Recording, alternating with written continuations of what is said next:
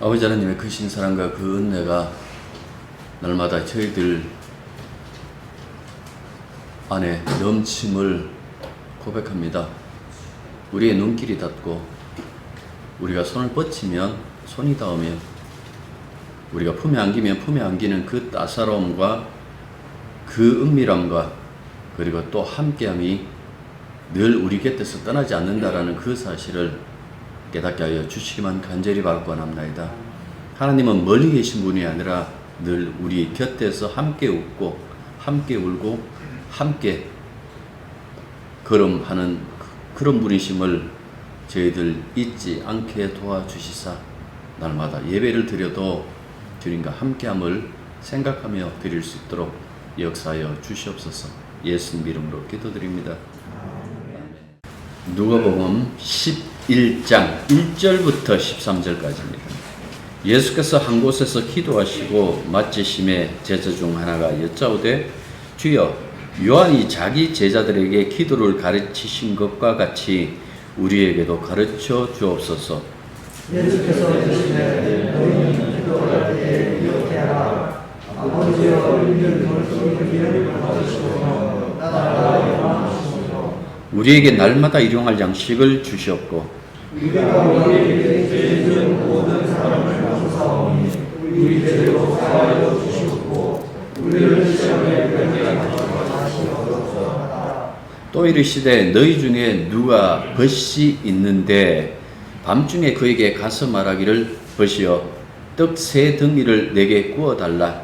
내 것이 내 중에 내게 왔으나 내가 얻은 것이 영원하며 그가 안에서 대답하여 이르되 나를 괴롭게 하지 말라. 문이 이미 닫혔고 아이들이 나와 함께 침실에 누웠으니 일어나 내게 줄 수가 없노라 하겠느냐. 내가 너희에게 말하노니 비록 어떤 일에서 일어나서 보지 아니할지라도 그 한참함에 일어나 그 은혜로 주리라. 내가 또 너희에게 이르노니 구하라 그러면 너희에게 주실 것이요 찾으라 그러면 찾을 것이요 문을 두드리라 그러면 너희에게 열릴 것이니 구하는 이는 받아 주시고 찾는 이는 찾으시고 두드리는 이에게는 열리리라. 너희 중에 아버지 된 자로서 누가 아들이 생선을 달라 하는데 생선 대신에 뱀을 주며 아들을 달라 하는데 정벌을 주느냐. 다 같이요.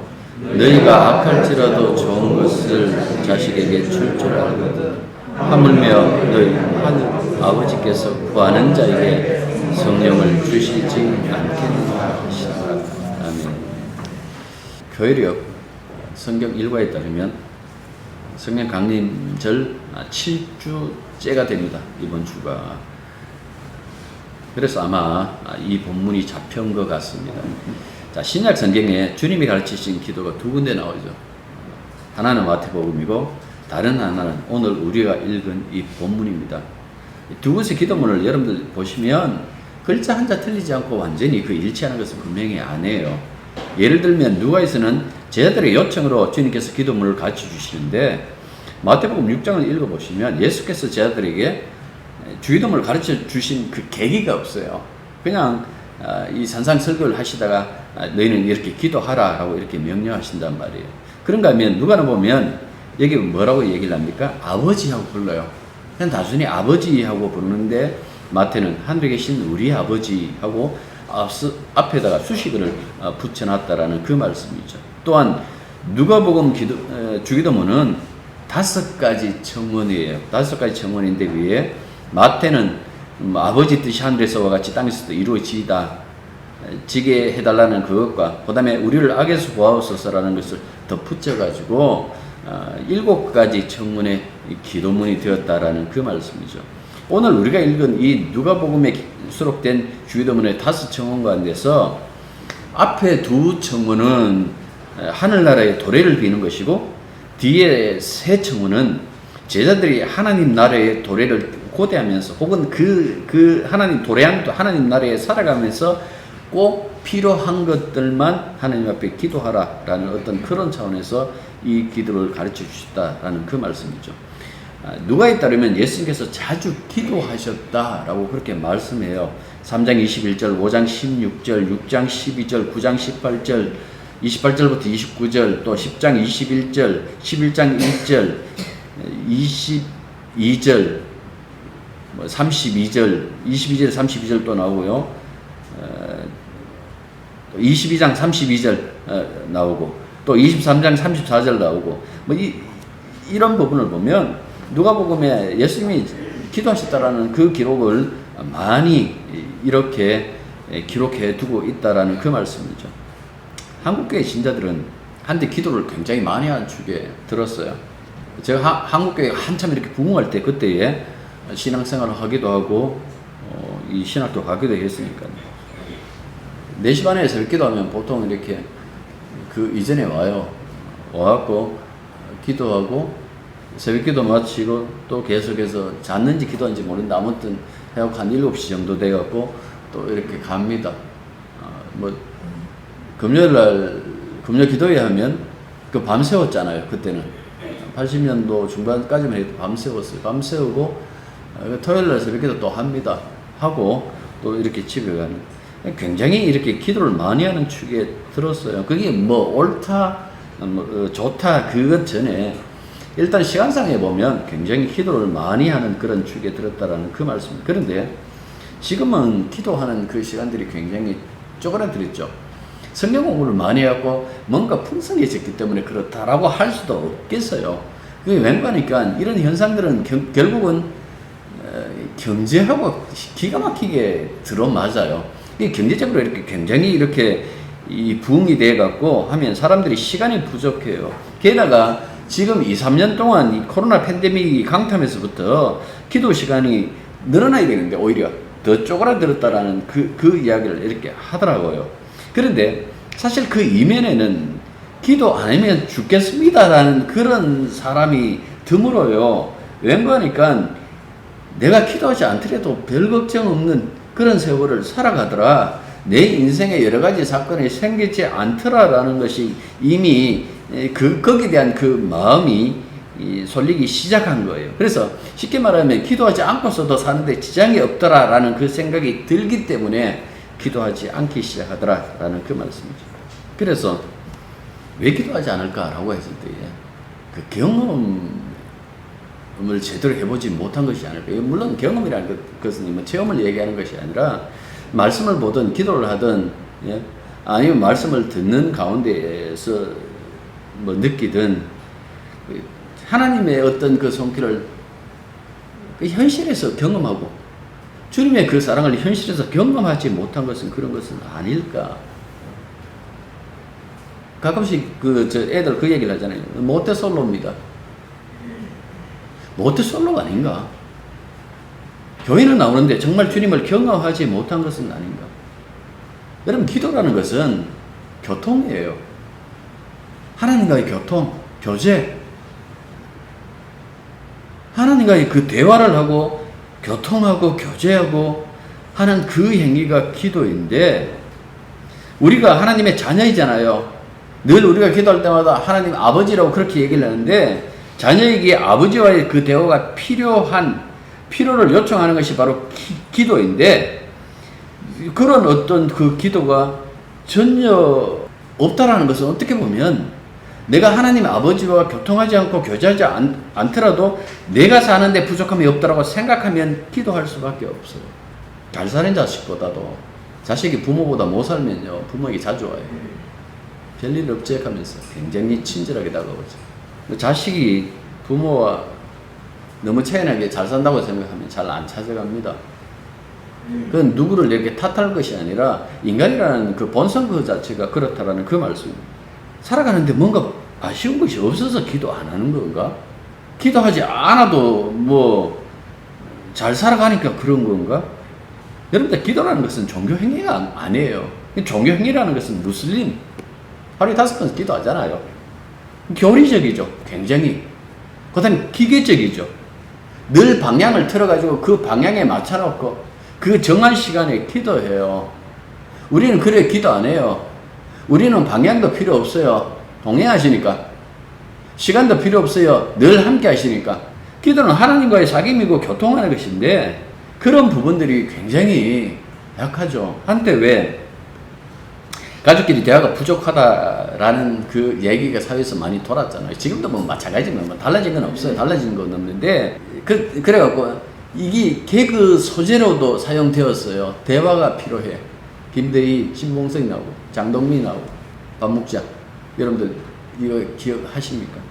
그러니까 가정 내 불통 시대를 지금 꼬집었는데 가정 내 불통 시대를 꼬집는 것도 참 소중한 일이겠지만은 우리가 예수 믿는 사람으로서 어떻게 보면 교회 안에서의 불통 성도들 간에도 그렇지만은 그 이전에 뭔가 하나님과의 그 소통이 돼야 성도들 간에 소통이 되는데도 불구하고 하나님과의 그 불통을 하고 있는 것은 아닌가. 앞서서 제가 그 얘기를 했잖아요. 부모가 막 가진 것이 많으면 자식이 늘 자주 온다고. 근데 하나님 우리 아버지요. 세상 창조하신 분이에요. 사람들 가늠하지 못하는 이 우주를 창조하신 분이라고요. 물론 이렇게 내가 얘기를 한다고 그러면 하나님 앞에 맨날 돈 주십시오라고 그렇게 할 것인가? 뭐 그러라도 한번 해보시든지 어떻게 반응하시고 어떻게 내게 응답하시는지 그것도 한번 느껴보시는 것도 괜찮다고 생각해요. 그런데 전혀 기억하지 않고 전혀 그냥 없는 분 치고 살아가는 그 자체가 지금은 더 문제다라는 그 말씀입니다. 사람들이 묻습니다. 누구 압니까? 근데 그 사람하고 대화를 한마디도 해본 적이 없어요. 근데 그 사람을 안다고 할 수 있나요? 이름은 들었고 얼굴은 아는데 잘은 몰라요. 대화가 한 적이 없으니까. 하나님 어떤 분이세요? 뭐 듣기는 들었어. 교회 가니까 이제 늘 그 얘기를 하니까 듣는데 대화가 없어서 잘은 모르겠고요. 뭐 내게 복 주고 나를 구원해 주신다 하니까 제가 지금 나가고 믿고 있죠. 이런 수준밖에 안 된다라는 그 말씀입니다. 간혹 그냥 진짜 배짱 좋게 나 하나님 알아요. 안다는데 그 아는 것들이 다 엉터리라 모순이라. 그런데도 그걸 안다라고 그렇게 할 수 있나요? 얼마 전에 며칠 전이에요. 국회 교섭단체 대표 연설을 하는데 여자 대표란 작자들이 나와가지고 서로 욕했어요. 서로 욕하는 것으로 시간 다 썼어요. 왜 그럴까? 소통이 제대로 안 돼서 그런 거예요. 또 자기들끼리 지금 열심히 싸우고 있잖아. 왜 그럴까? 서로 소통이 안 됐어요. 서로 소통이 안 돼서 헐뜯거나 한 녀석은 집 나가서 돌거나 이거 완전 난장판이잖아. 그 왜 그럴까? 소통이 안 되면 그런 거예요. 교회에서 싸움이 일어났어요. 왜 그럴까? 서로 소통이 안 돼서 그런 것 아니에요? 대화가 깊어지면 대화의 대상을 그만큼 자기 삶에서 소중한 현실로 경험한다는 그 의미예요. 그런데도 우리가 일상에서 기도드리고 싶은 생각이 나지 않는다라는 것은 하나님을 자기의 소중한 현실로 느끼지 못한다라는 그 의미가 아닐까. 하나님을 소중한 나의 현실로 느끼지 못한다라면 믿음의 세계 경험 못해요. 그러면 이 문제를 어떻게 풀어야 될까요? 여러분 단순해요. 기도하는 것밖에 없어요. 본문을 보시면 예수님 기도하고 나시자 제 아들이 예수님한테 그 얘기를 해요. 세례 요한이 자기 제 아들에게 기도를 가르쳐 주셨던 것처럼 우리에게 기도를 가르쳐 주십시오라고 그렇게 요구했어요. 당시 유대교회에서 회중들이 예루살렘 성전에서나 회당에서 찬송이나 기도를 이렇게 바쳤어요. 우리가 수요일마다 늘 한 편씩 보는 이 시편도 때로는 기도문이 되고 때로는 이 찬송이 되었단 말이죠. 아마 이런 전통이 있었으니까 이 세례 요한도 그 전통에 따라 가지고 자기 제자들에게 기도를 가르쳤을 거예요. 그러니까 예수님 제자들도 우리도 기도를 하나 만드시죠. 그래서 그 기도를 하게 하시죠라고 이렇게 부탁을 했는데 오늘 이 주님이 가르쳐주신 기도가 바로 그 내용이다라는 그 말씀입니다. 그런데 보시면 굉장히 단순하게 얘기해요. 아버지라고 얘기해요. 이 파테를 이게 예수님이 그리스어 헬라어 사용 안 하셨어요. 예수님은 아람어를 사용하셨어요. 그 당시에 그 이스라엘의 그 소위 말해서 모국어가 바로 아람어다라는 그 말씀이죠. 그러니까 그 아람어로 하면 아빠, ABB, 스웨덴 그 유명한 그 아바라고 우리는 그렇게 알고 있는 ABB, 예? 아빠, 헬라로 아람어로 아빠라는 이 단어를 통해 가지고 기도를 시작하라고 그렇게 얘기를 했어요. 그래, 기도하는 당사자가 이웃집 친구 아들이 아니고 내가 모르는 사람이 아니고 기도하는 자가 누군가니까 아들이에요, 이 뜻이에요. 아버지하고 이렇게 단순하게 부르는 것 같지만은 기도하는 그 당사자가 아들이에요 라는 그 말이 여기에 내포되어 있는 거예요. 구약에도 하나님과 그 이스라엘 관계를 아버지와 아들 관계, 이 언약 관계라고 그래요. 이 부자의 이미지로 표현했어요. 그래서 시편 2편, 7편에 보면 오늘날 내가 너를 낳았다라고 그렇게 얘기를 한다고. 하지만 이스라엘 백성들의 그 삶을 가만히 돌아보십시오. 언약 안에서 자신을 낳은 아버지를 외면하죠. 철저하게 보면 불효자식 혹은 때로는 이 부부, 하나님이 남편 되시고 이스라엘이 아내 되는데 그 모든 관계를 깨트리는 그 관계로 말씀해 주고 있어요.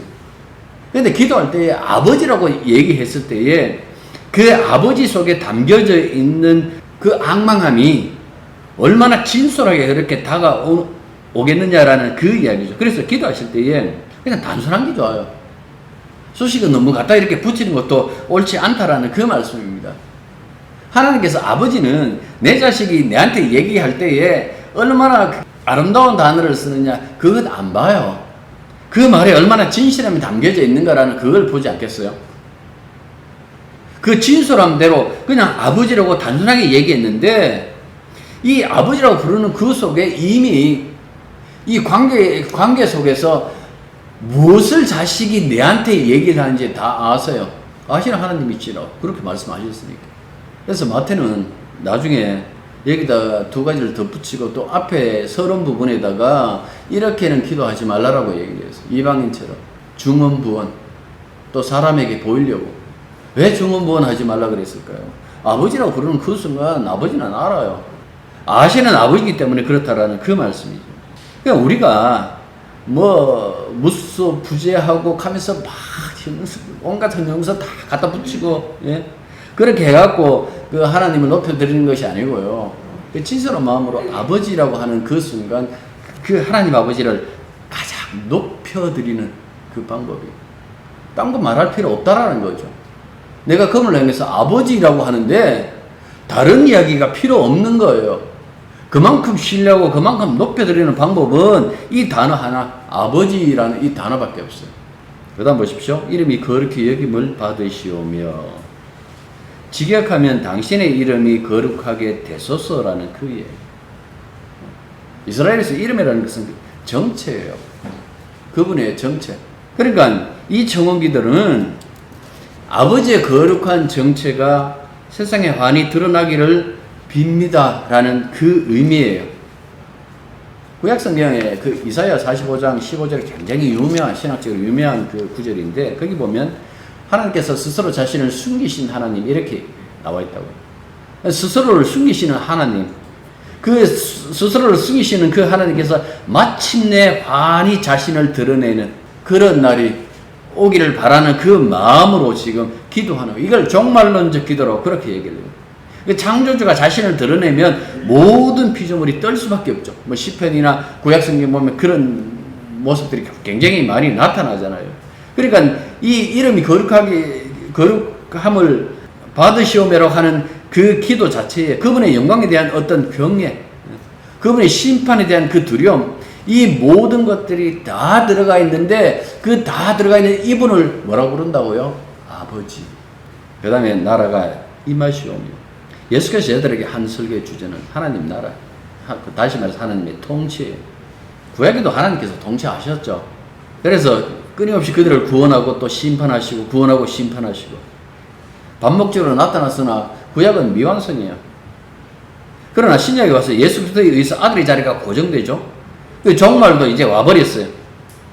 하나님께서 자신을 드러내고 결정적으로 지금 통치를 하는데 지금 우리는 지금 예배드리고 있는 것이 종말을 기다리면서 종말 속에 있어요. 그러니까 이 속에 있으면서 우리 속에 통치하고 있는, 지금도 우리를 통치하고 그 통치 속에 하나님의 통치 속에 있게 하옵시며 라는 그 의미로서 나라가 임하옵시오며 라고 그렇게 얘기를 하고 있는 거예요. 이 두 청문이에요. 하나님을 향한 이 두 청원이 유대교 회당 예배가 마칠 때면 그때 그 당시에 카디시라는 그 기도문을 이렇게 다 같이 우리 주기도문 다 같이 외우듯이 그렇게 외워요. 외우는데 이렇게 되어 있습니다. 당신 뜻대로 지신 이 세상에서 당신 이름이 영광스럽고 거룩하게 되소서.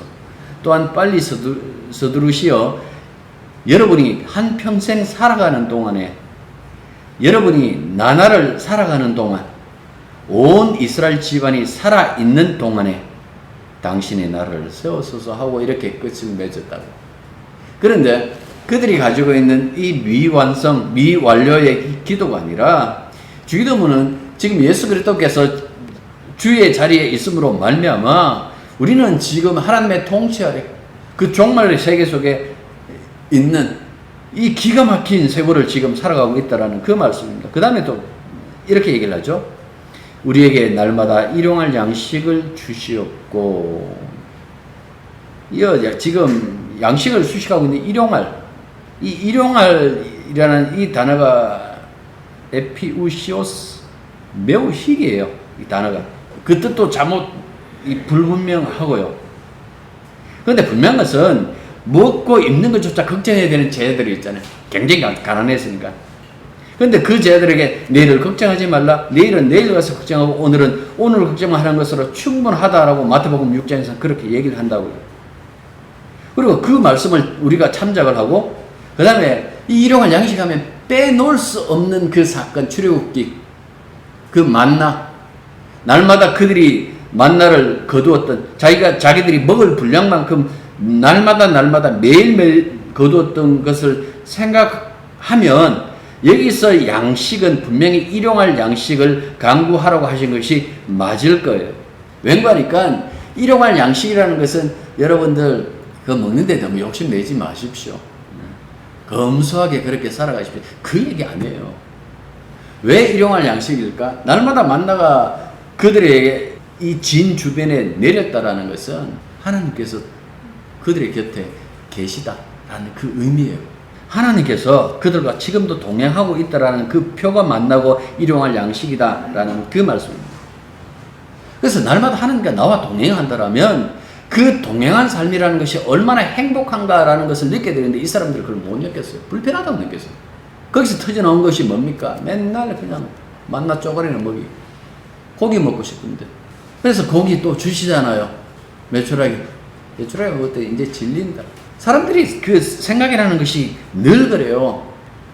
이 사람들이 내 형편과 환경이 어떻든 간에 어쨌든 우리를 구원하신 구원의 주와 동행하신다라는 그것으로 인하여 그들은 스스로 굶어도 배부르다라고 해야 되는데 전혀 그렇게 하지 않았다라는 그 말씀입니다. 신명기에 보면 그 얘기를 합니다. 너희들 분명히 그 땅에 들어가서 그 땅을 차지하고 그 집을 차지하고 그들의 밭을 너희들 소유로 차지하고 그들이 거기서 나오는 그 열매들을 먹을 때 분명히 나를 부인할 거라고 그렇게 얘기를 해요. 다짐시켜요. 안 그러겠다고. 그런데 안 그랬습니까? 그랬다라고 그렇게 나오는 것이 사사기 그 300년 동안에 그 흔적들을 보십시오. 얼마만큼 그들이 하나님을 잊고 살았는지. 그래서 성경 잠언 기자는 그 얘기를 하죠. 하나님을 부정하거나 욕되지 않을 만큼 살게 해 주십시오. 그러니까 하나님을 욕되게 하지 않을 만큼, 하나님을 부정하거나 욕되게 하지 않을 만큼, 그게 이제 부요하게도 마시고 가난하게도 마옵시고 그 얘기잖아요. 그럼 그 수준이 어느까지인가, 어느 정도로 그러면 그 중간이라고 해야 되나? 지금의 중산층이라는 말인가? 라고 할 수도 있겠지만은 이거는 신앙인의 그 태도의 문제겠죠. 자문서에 보면 또 이런 말씀도 있잖아요. 소 잡아놓고 맨날 싸우는 집안보다도 냉수 한 그릇 놔두고 화목한 가정이 낫다고 그렇게 얘기해요. 왜 그런 얘기를 할까? 세상에 너희들이 추구하고 있는 그 재물이라는 것이 우리들에게 행복 주는 것 아니다라는 그 사실을 그렇게 표현했어요. 그것도 수천 년 전에, 지금으로부터 수천 년 전에 그 말씀을 했는데 인간은 그 수천 년이 지나도 그때는 지금에는 안 변했어요. 소위 말해서 영성이잖아요. 그 영성조차도 물질로 환산해서 충족시키려는 것. 한국교회가 한참 부흥하면서 무슨 얘기를 했습니까? 예수 잘 믿으면 부자 된다 얘기했잖아요. 거기에 혹한 사람들이 많잖아요. 인생의 가치가 과연 배부름 혹은 배고픔에서 판가름나는가? 그렇지 않다라는 그 사실은 부자와 나서로, 거지 나서로, 빈자 나서로 그 비유에서도 분명히 보여줬어요. 하나님께서 날마다 그 이스라엘 백성들에게 만나를 먹이신 것은 왜 그랬을까? 그들의 배고픔, 그래도 자식들한테 우리 뭐 이야기를 하잖아요. 내 입에는 못 넣어도 자식 입에다 뭐 하나 넣어놓으면 그게 그렇게 뿌듯하더라. 여러분들 그것 때문에 채워주시는 의미가 아니었어요. 왜 그러면 하나님께서 날마다 그들에게 만나를 줬을까? 가나안 땅의 목전을, 가나안 땅에 이제 들어가요. 그 목전에 모압 평지에서 그들에게 신명기, 그 신명기가 그 하루 동안의 이야기예요. 하루 동안의 이야기가 신명기로 이렇게 묶여 있다고요. 그 하루 동안 하나님께서 그들에게 말씀하실 때에, 모세를 통해서 말씀하실 때에 왜 그렇게 먹였는지 그 이유를 말씀하세요. 왜 먹였습니까? 왜 그렇게 먹였습니까? 그 얘기를 하잖아요. 사람이 떡으로만 살 것이 아니고 하나님 입에서 나오는 모든 말씀으로 살아야 된다는 것을 가르쳐 주기 위함이다라고 그렇게 말씀하십니다. 그러니까 다시 보면 진정한 만나는 40년 동안 그들이 먹었던 가시 같고 꿀처럼 달기도 하고 그게 만나가 아니고 때로는 책망하기도 하고 때로는 그들을 권유하기도 했던 그 하나님의 말씀이 진짜 만나였던 거예요. 그러면 가나안 땅에 들어가면 어떻게 해야 될까요? 하나님 말씀 기억해야죠. 하나님 말씀 기억하라고 그 땅의 소산을 먹자마자 만나가 그쳐버린다고요. 이런 부분들을 우리가 생각해야 되는데 전혀 생각 안 하죠. 구약 성경을 삶의 옛사람들의 그 삶을 이렇게 보면서 우리들의 거울이라고 이렇게 본보기라고 이렇게 했을 때 뭘 봐야 될까요? 아, 기도하니까 만나를 주시는 거예요. 기도하니까 히스기야처럼 15년을 더 사는구나. 기도하니까 하나님께서 죽은 자도 살리더라. 기도하니까 화수분, 그 양식, 독에 양식이 떨어지지 않고 기름이 떨어지지 않더라. 여러분들 그거 보는 건 아니에요. 구약을 왜 봅니까? 구약 보는 이유는 오직 한 가지예요. 이들이 얼마나 순종하고 살았던 거예요. 불순종의 결과가 바로 이거구나. 결국 하나님께서 예수님 보내시며 예수님의 그 순종을 우리들에게 보여주신 것은 결국 말씀에 순종하라는 그 이야기구나. 기도 속에 주님께서 이걸 다 이스라엘의 역사가 그냥 고스란히 그 안에 다 담겨져 있어요. 압축되어져 있다는 그 말씀이에요. 그 다음 보면 우리가 우리에게 죄 지은 사람을 용서하오니 우리를 용서해 주시오. 이거는 제가 그 마태복음 강의할 때도 그 말씀을 드렸습니다만은 이 낱말하고 시작이 약간 다르기도 달라요. 마태복음하고 이 누가복음이에요. 여기 죄, 호바. 이게 아람어 쓰셨다 그랬잖아요. 이 호바라는 아람어 본디 뜻은 빛. 우리 빚냈다 할 때 은행빚 했을 때 그 빛. 그런데 이게 죄를 뜻하기도 해요. 그런데 이웃의 잘못을 용서해야만 하나님께서 용서받는다는 그 조건절이 아니에요. 그러면요. 용서의 책임을 받은 대로 용서하는 사람이 되라는 이야기예요. 용서받아보지 못한 사람은 용서할 줄 몰라요. 간혹 그 자식들이 난 부모한테 배운 게 없었어. 이러면 부모 가슴 굉장히 아프잖아요. 왜 그걸 안 가르쳤던가. 하나님의 그 무한한 그 용서 속에서 용서하는 것이 예수 믿는 사람이라는 그 사실을 이렇게 지금 말씀해 주고 있는 거예요. 그 다음에 보십시오. 우리를 시험에 들게 하지 마시옵소서. 시험에 들게 하지 말게 해달라는 거예요. 세상 살면서 시험에 안 들 수 있나요? 없나요? 없어요. 예수님도 시험 들어요. 우리가 앞으로 겪을 그 모든 것을 다 시험을 겪으신다고요. 그래서 이브리스도 그러잖아요. 그도 우리가 겪을 그 시험을 체험하셨기 때문에 우리를 도울 수 있다고 그렇게 얘기를 하신다고요. 까미냑이라는 그 신학자가 시험에 들다라는 이 말은 시험을 당한다라는 뜻이 아니라 시험에 굴복하는 뜻이라고 그렇게 설명을 했어요. 시험에 굴복하는 것이 무엇일까라고 여러분들 생각해 보세요. 시험에 굴복한다라는 것은 하나님을 부정한다라는 것이랑 마찬가지예요. 문제는 우리 스스로 시험에 굴복하기 쉽다라는 거예요. 하나님의 전적인 도움이 필요함을 아시기 때문에 주님은 마지막 강구에 이를 넣은 거예요. 하나님, 시험에 들지 말게 해 주십시오. 도무지 이길 수 없습니다. 예수님 제자들이 이 기도를 배우고도 시험에 들어버리잖아요. 그래서 예수를 부정해버려요. 난 몰라. 닭 울기 전에 3번 부인한다라는 그 말씀이 고스란히 그렇게 이루어져요. 그걸 언제 이겨요? 이 기도대로 돼요. 13절에 마지막에 성령 주신다 그랬는데 성령을 받고 난 다음에 비로소 뭡니까? 예수 부인 안 해요. 그를 위하여 목숨을 바치면서 그렇게 살아간다라는 그 말씀입니다. 이걸 생각한다라면 철저하게 뭡니까? 예수 믿는 사람들의 그 삶이 하나님의 그 손길에, 우리 주님의 손길에 잡혀져 있다라는 그 이야기를 해주고 있는 거예요. 자, 그 다음에 5절부터 13절까지는 이거는 기도가 반드시 응답받는다. 자녀의 기도는 반드시 응답받는다라는 그 사실을 실감나게 지금 설명해 주고 있는 거예요. 5절부터 이 8절까지 이 비유는요, 누가복음에 있어요. 이 비유의 이 본 뜻은 그걸 요약하면 사람도 난처한 사정을 들어주는데 하물며 선하신 아버지께야 이 이야기예요. 여기 보면 뭐 강청하니까 기도할 때 무조건 매달려가지고 막 우기면 하나님께서 들어주신다. 우리 왜 마트에 가끔씩 가면 아들 막 들러버가지고 장난감 이거 안 사주면 안 가겠다고 막 그냥 들릅지 않습니까? 저는 그때마다 조용히 데리고 가고 조용히 몇 대씩 때리고 데리고 옵니다만 그렇게 이렇게 막 이렇게 가잖아요. 예. 그렇게 하는 거 여러분들 그 생각하는데 아니에요. 이 강청하면 들어주신다는데 그 강청에 초점이 아니라 들어주신다는데 여기에 방점이 있는 거예요. 지금 이 비유는 문 밖에서 떡을 구하는 이가 강청하는데 거기에 초점이 있는 것이 아니라 그 청하는 이 밤에 얼마나 급했으면 이 밤에 내게 와서 내게 이렇게 얘기하겠어? 그 친구가 부끄럽지 않도록 들어주는 여기에 초점이 여기에 방점이 박혀져 있다라는 그 말씀. 그렇기 때문에 하나님께서 우리의 사정을 들으시고 우리를 들으시는 분이시다라는 그 사실을 말씀해 주는 거예요. 그 다음에 9절부터 13절까지 대비논법 하죠. 악한 인간도 제 자식의 청을 들어준다는데 선하신 하나님께서 자녀의 기도를 더 들어주지 않겠느냐라는 그 말씀이죠. 그리고 그 유명한 말씀 9절 10절 보십시오. 자 보십시오. 내가 또 너에게 이르노니 구하라 그러면 너에게 주실 것이라. 찾으라 그러면 찾아낼 것이요 문을 두드리라 그러면 너에게 열릴 것이니 구하는 이마다 받을 것이요 찾는 이는 찾아낼 것이요 두드리는 이에게는 열릴 것입니다. 노력하면 들어주신다. 아니다 그랬죠. 기도의 결과를 반드시 하나님께서 나타내신다라는 그 말씀입니다. 그러니까 13절에서 뭐라고 얘기합니까?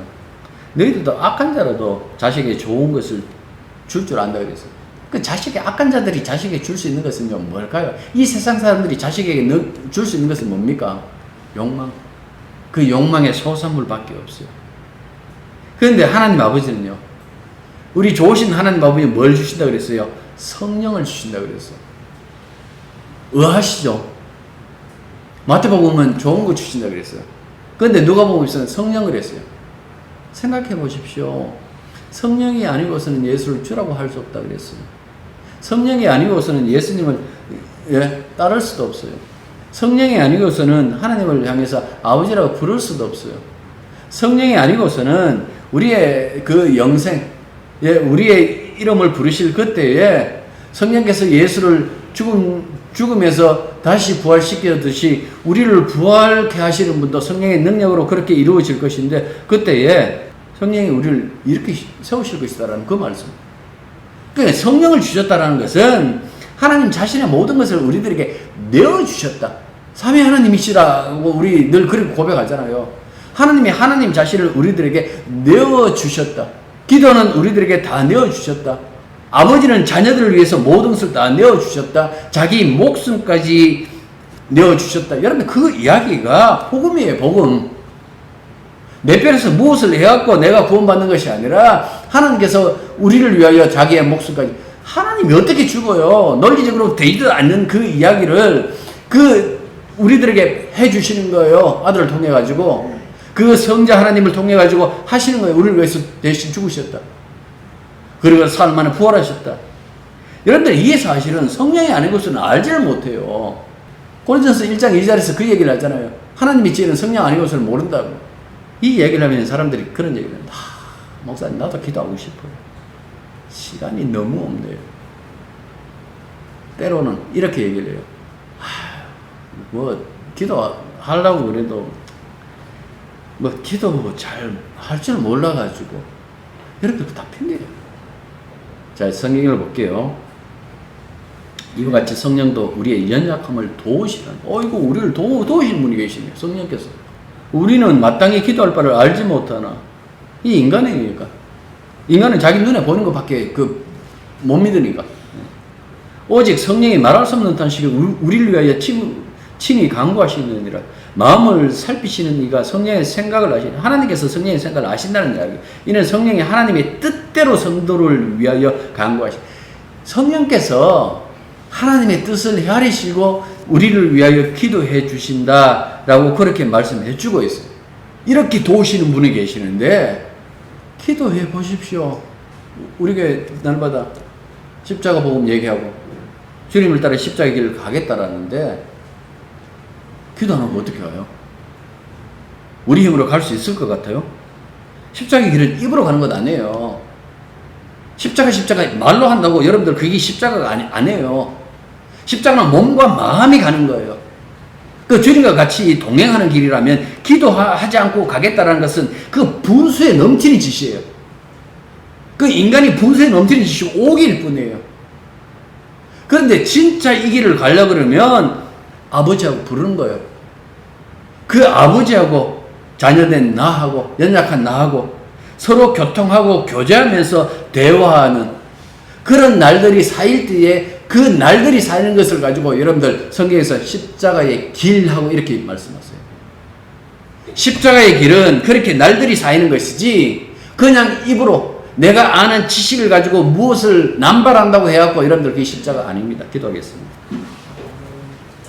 아버지요, 우리에게 주신 그 은혜가 얼마나 큰지 기도하지 않고 교통하지 않고 교제하지 않고 하나님 말씀에 귀 기울이지 않고 우리가 하나님께 아뢰지 않고 안다라는 것이 얼마나 자기 분수에 넘치는 일인 것인지를 우리가 깨닫게 해주시고 겸손하게 머리 조아리며 늘 하나님과 교통하고 교제하며 살아갈 수 있는 그런 저희들 되게 도와주시옵소서. 이론적인 것이 아니라 날마다 하나님을 경험하길 원하고 우리가 손길을 내밀면 주님의 손길과 우리가 맞닿아져 있다는 그 사실도 알게 해주셔서 날마다 주님을 찬양하는 그런 사람들이 되게 해주시고 날마다 기도하며 십자가의 길을 갈 수 있는 가는 그런 저희들이 되게 주님 도와주시옵소서. 예수님 이름으로 기도드립니다. 제 책갈피에 있는 이 글을 내가 설교 시간에 제일 마지막에 사용하겠다고 생각하면서 잊어버렸습니다. 제가 좋아하는 박완서 선생님 돌아가셨습니다만은 그분이 이런 걸 썼어요. 나이 드는 게 쓸쓸하고 죽을 생각을 하면 무서워서 시를 읽는다라고 이렇게 짧게 이렇게 시를 읽는다라고 이렇게 써놨어요. 근데 요 마지막에 나이 드는 게 쓸쓸하고 죽을 생각을 하면 무서워서 나는 기도한다. 제가 이렇게 마무리하려고 그랬는데 깜빡 잊어버렸습니다. 기도한다라는 것이 그만큼 우리들에게 힘이 된다라는 것을 잊지 마시길 바랍니다. 이제는 우리 주 예수 그리스도의 은혜와 하나님 아버지의 크신 사랑과 성령의 교통하심과 교제하심이 진실로 아버지하고 하나님을 부르는 그 행복한 시간을 날마다 가지고 그 날들을 싸우면서 주님 뒤를 따르기로 다짐하는 당신의 자녀들 위해 이제로부터 항상 함께 있기를 축원합니다.